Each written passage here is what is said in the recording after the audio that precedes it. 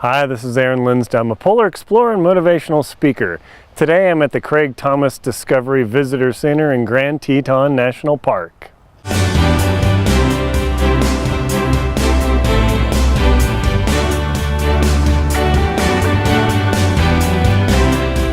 Today we're going to pop into the Visitor Center in Grand Teton National Park just because it's so unique and special, and there's actually a lot of interesting things to go into and look around. So I'm going to take you inside and wander around, show you some of the things that you might miss, and it's well worth checking out. So come along and we'll see what it's like.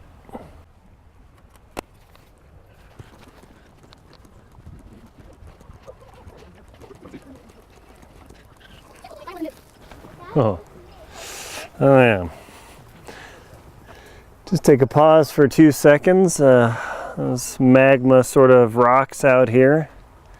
And you can actually touch and feel just a normal rock, but kind of interesting.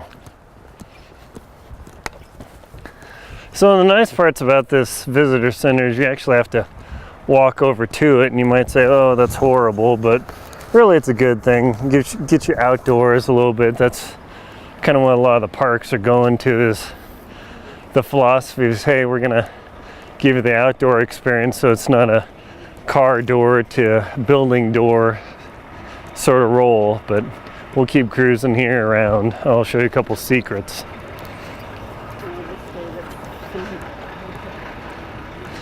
So as you're going along here, oh yeah, Stephen Mather, kind of one of the godfathers of the national park system. But as you go in here and you see the tour bus and everybody's dying, there is a secret restroom. If you go over there, right there is one of the locals' restrooms. Not totally secret, but it looks rather nondescript if you don't pay attention. So if you need to hit the restroom, that's definitely a way to go. And this bronze sculpture of the moose is pretty darn popular, because it's about the only way you can get near a moose without probably getting killed.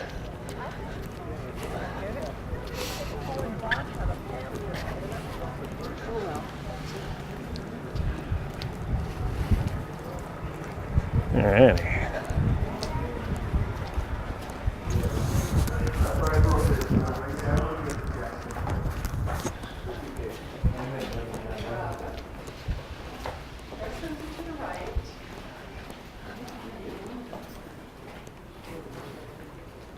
What a gal. I have many talents, Peter. Thank you. You're welcome. Yes. Thank you. Alrighty, and here we are in the visitor center. So they have a movie, of course, and that is definitely worth seeing. But the centerpiece of this thing is this. This gives you an idea why this is called Jackson Hole. Because you can see the town of Jackson right there and Gros-Ventre Butte, and you can go up to Blacktail Butte, and you can see how the entire mountain range hems in this valley, and thus it becomes a hole. You see a lot of things in the wild. Oh, guys. So what are we not seeing?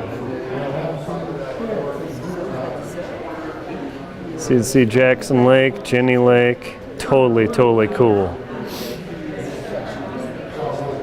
So you can actually come over here, and this is pretty fun, because there's a touch and feel section where you could actually feel what moose antlers feel like, what a bison hide feels like. And now people say it's a buffalo, but it's actually a bison. And it's bison because their scientific name is bison. And you can actually, I'm not going to pick this up. I can't pick that up one-handed. It's way too heavy. I think I could pick the elk skull up one-handed. Nah, better not. We'll just pick up this guy. All right, so let's try this. Okay, this is grown. Oops, it's so dark. There we go. This thing is growing. I'm gonna stab my head every year. The elk actually grow this every year, and they drop them off. So imagine having this on your head. It's at least 20 pounds. It's pretty heavy. So that's the cool thing about this is it's a total touch and feel experience. So you can check that guy out. Moose hide. Wow, that's a rare set of antlers there. That's pretty cool. So this is why it's called a hole. You can come over here. You don't want to pick these up because this sucker's heavy, but you can actually feel what the elk fur feels like. And looks like that's a big deer. Big deer or a tiny elk, I'm not sure which. Oh no, that's elk, because this is deer. Here you go. So that's a deer antler. It's a much smaller. So you can see I'll stick it on my head. Yeah, something like that. So you get an idea. And then the magic one is the moose. Check this thing out. Big animal. Here, let me get out of your photo. So one of the local cool secrets here is you see the steel on the floor? When you come up, you'll see it says Teton Mountain. Oh, it's only 12,325. And if you stand on this steel and point right out and follow the steel outside, it points right up to Teton. It's kind of hidden behind the tree, but there you go. And then you've got Mount Owen here. Just behind it's that real pointy guy. And then Grand Teton, of course. Oh, they gotta change that.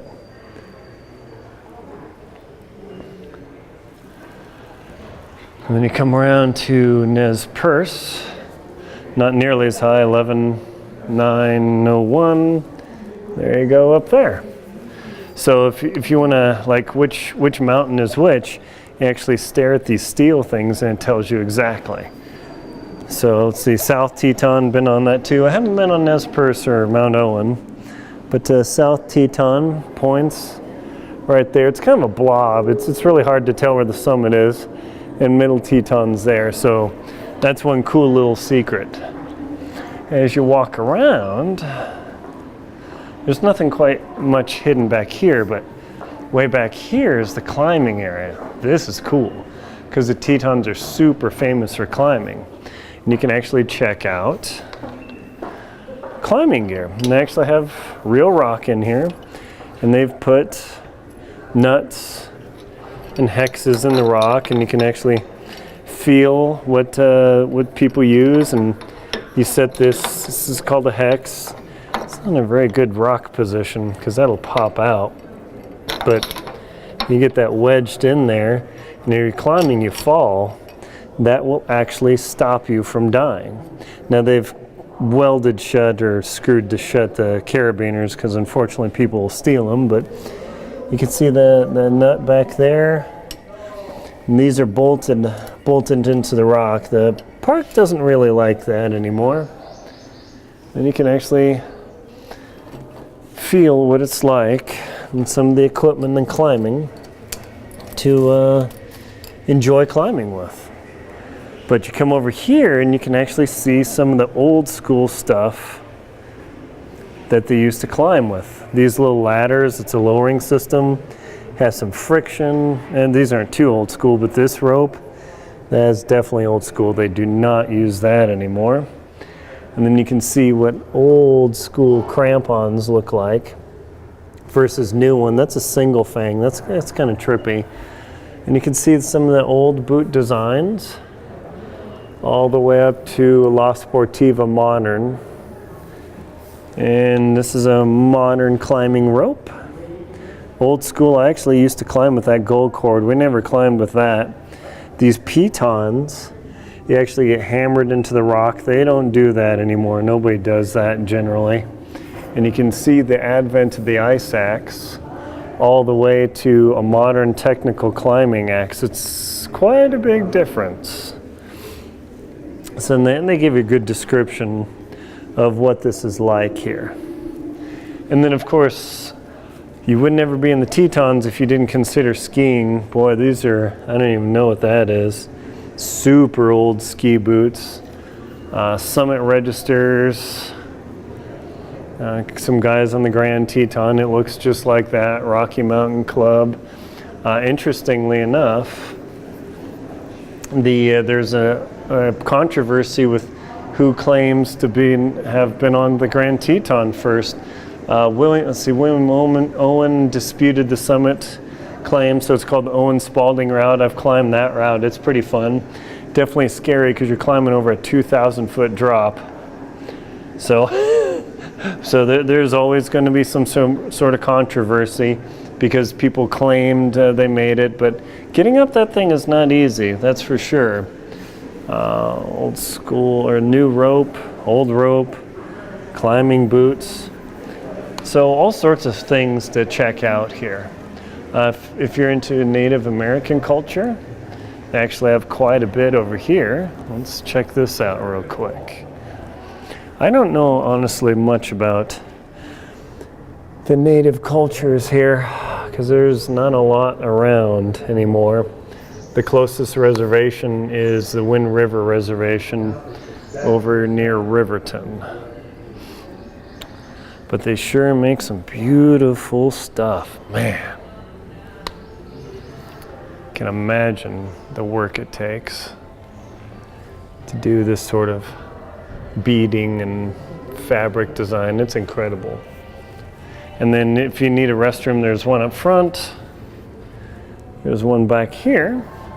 And then they've got a park show that's showing right now. You don't want to be rude. And that thing will start in 15 minutes. And it gives you a great overview of the entire park. Highly recommended. Uh-oh. Somebody's playing music. That's probably going to wipe out my YouTube channel. Let's see, what else do I have here? Oh, yeah.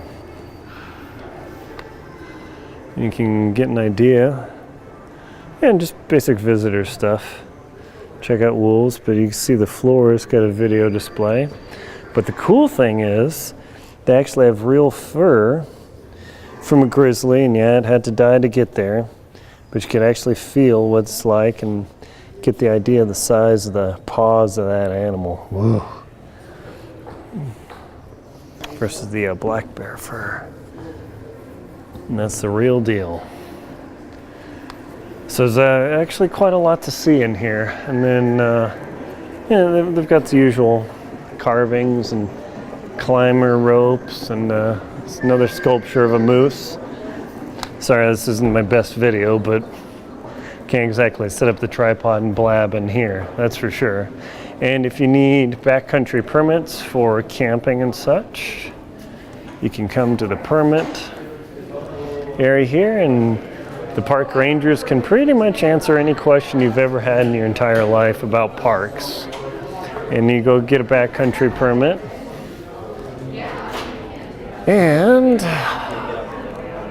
license plate needed, backcountry does not cover. And you have to use these bear cans. So these bear cans, if you're going camping, these guys lock in together. You lock them there, and that way it prevents the bear from stealing your food. So that is now a requirement, I think, in the park. Kind of a bummer, but better than them stealing your food and learning to kill people. Yeah, restrooms. And then, of course, gift shop. Whoa, definitely empty. So, into season, that's for sure. So this visitor center is actually pretty cool to come check out because it's unique. And then if you want to make a donation based on your state or country, UK, I don't know, UK, Mexico, Japan, India, Switzerland, France. Yeah, so kind of interesting. Grovant Junction, yeah. So they got some stuff going on here. If you're an anti-visitor center person, well, I can't help you there, but it's definitely worth the time to come check out the Craig Thomas Visitor Center. Ooh, gonna get blown out for a minute. Just because it is so cool. There's lots of information there. If you want to learn anything about the park and figure out why it's called Jackson Hole, well, The Craig Thomas Visitor Center is the place to come. Let's fix the camera here. My name is Aaron Linsdau. I'm a polar explorer and motivational speaker. Thank you very much for watching. Please like and comment on my video and subscribe to my channel to help me out. Thank you very much.